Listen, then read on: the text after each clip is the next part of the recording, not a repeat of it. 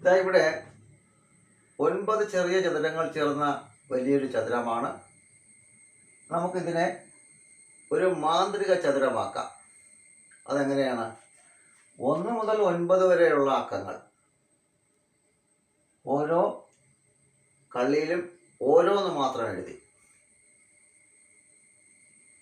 കുത്തനെ കൂട്ടിയാലും വിലങ്ങനെ കൂട്ടിയാലും കോണോട് കോണ് കൂട്ടിയാലും 15 കിട്ടത്തക്ക രീതിയിൽ എങ്ങനെ എഴുതാം. അപ്പോൾ അത് എഴുതുന്നതിന് ഒരു ട്രിക്കുണ്ട്. അതറിയാത്തവർക്ക് വേണ്ടിയാണ് ഇന്ന് ഈ വീഡിയോയുമായി വന്നിട്ടുള്ളത്. നമുക്കത് എങ്ങനെയാണെന്ന് നോക്കാം. ആദ്യം ഈ സംഖ്യകളുടെ മിഡിൽ നമ്പർ എടുക്കണം. അതെങ്ങനെ കണ്ടുപിടിക്കാം? Small number plus big number divided by 2. 10/2 5. അപ്പോൾ ഇതിൽ മിഡിൽ നമ്പർ ഏതാണ്? 5. അത് ഏത് ചതുരത്തിൽ എഴുതാം? നടുക്കുള്ള ചതുരത്തിൽ എഴുതാം. ഇനി നമുക്കിതിലെ ഇരട്ട സംഖ്യകളെ മൂലകളിൽ കൊടുക്കണം.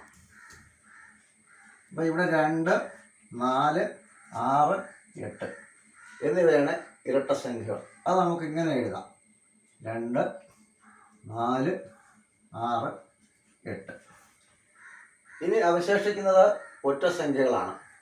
അത് നമുക്കിങ്ങനെ എഴുതാം. ഇവിടെ നിന്ന് 1, 3, 5, 7, 9.